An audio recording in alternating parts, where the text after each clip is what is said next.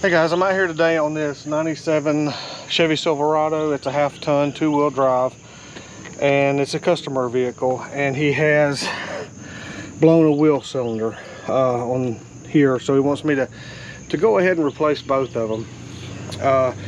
It's a 97, again, Silverado, half-ton. It's a 5.7 truck. I've worked on it several times. I done a video on it about a year ago, replacing the shifter cable in it. As you can see, it's 320,000 miles, and he's had this truck since it was a year old, so he's had it for a very long time. He's kept it up moderately. I mean, it needs a headliner in it, but I don't know that 327,000 miles he's going to really worry too much with that. But as you can see, when I've already jacked it up, taken the tire off, and on the back of the tire here, you see all of the brake fluid that's run all over the wheel there. So, and then you clearly see it all over the wheel here. So just slide this drum off like so, and set it off to the side. And then right here's our wheel cylinder. Let me get my jack stand under there, because safety third. Yep. I really don't want this thing coming down on me, so. All right, now the way you get the wheel cylinder off is you have two little bolts right down in here, one here and one here, and then you have to take the brake line itself loose. Sometimes on these older vehicles, high miles, those things are a real bear to get off. I'm hoping everything comes loose without breaking anything. Fingers crossed. I should be able to just kind of pull back on the pads and slip the new cylinder in there, and then get the pads back in. I have to clean the pads off, get the brake fluid washed off of them, because they're covered in brake fluid here, and I'll spray all of this out with some brake clean and get it all cleaned up. So stick around. Okay guys, I got the old one off. Again, it's just two little 10 millimeter bolts holding it on, and then that one is a 9/16. Why they did it that way, I don't have a clue, but anyway. And I was lucky that it just popped right off, and then I just pulled back and slid it in there, and everything's on there. Now I'm just tightening it down. Real simple, easy job on this side. I mean, I still have another side to go, and I'm just tightening down on this brake line here. Get it tighten down, and then I'll break the bleeder loose to kind of gravity feed a little bit and get some of the air out.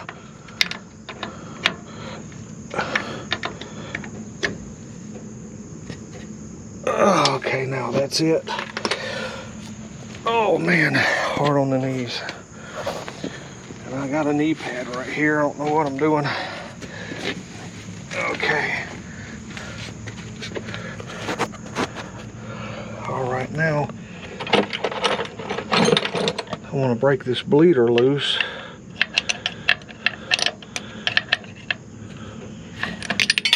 Until I get some fluid coming out of there.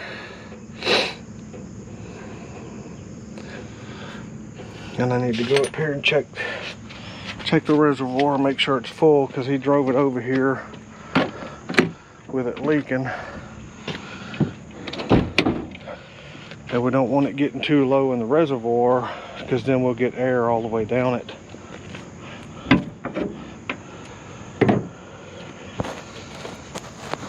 The reservoir's right here.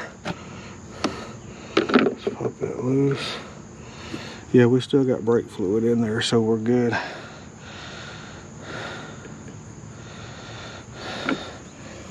But I'll let that gravity feed just a little bit,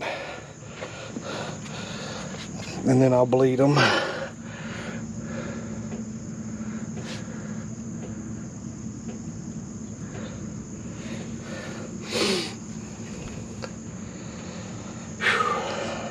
And then I gotta spray everything off with some brake clean it up real good, and put everything back together.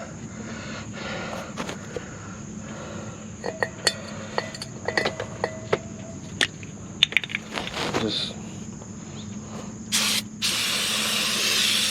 spray everything down.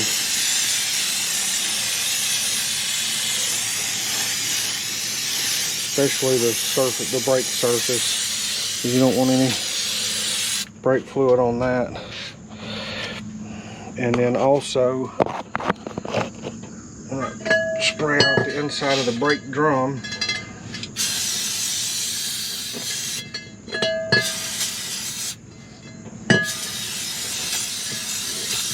Get all the brake fluid out of it.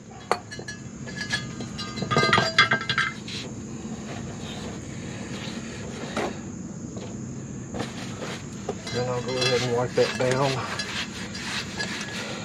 because we definitely don't want the brake fluid on there. That'll definitely keep us from stopping. Which he'd have front brakes anyway, but you know what I'm saying. Okay, I got that wiped down.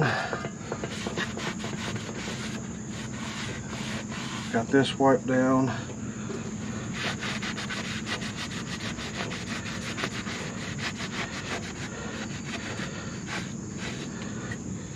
All the brake pads clean. Okay, I've got everything back together. Got the wheel hub on there, and I'm getting ready to put the wheel back on and move to the other side and do it. Okay, I'm back on this side.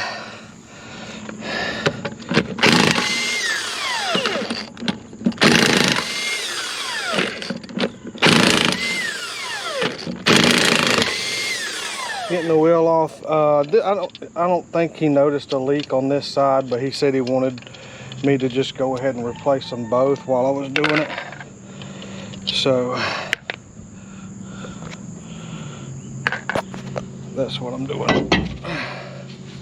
Yeah, and I don't see any brake fluid on the back of the wheel. I don't see any on the hub. Slide this hub off of here. I love it when stuff comes apart like this. All right, set that off to the side. Yeah, I don't see any signs of any leaks. So again, right here we got 10mm bolts, and this one is a 9/16. The actual brake line is a 9/16. And then I just pulled apart on these brake pads right here and slid it in. This one will slide out and then slide the new one in. You don't have to take a whole bunch of stuff apart. It's not too terrible difficult. It's a dirty job, but somebody's got to do it, right? Getting these two 10mm bolts out right here. I've already got the brake line loose. Again, it was a 9/16.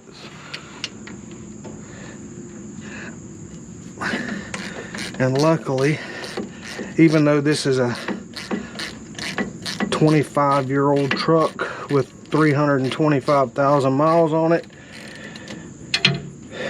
he's taking care of it.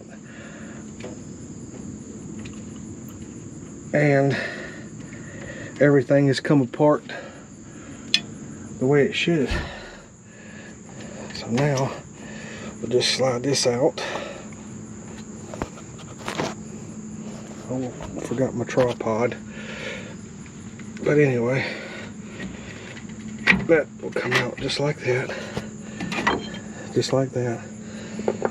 And then you just take the new one and slip it back in there.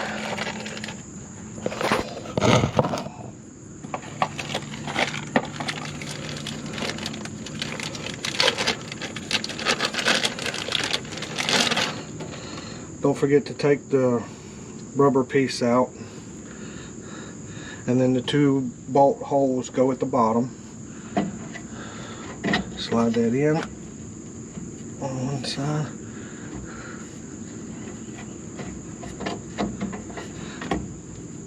And there you have it.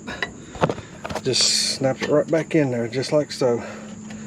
Now I'll tighten everything down, get the brake line screwed in, And then we'll be ready to bleed and send this one up the road. All right.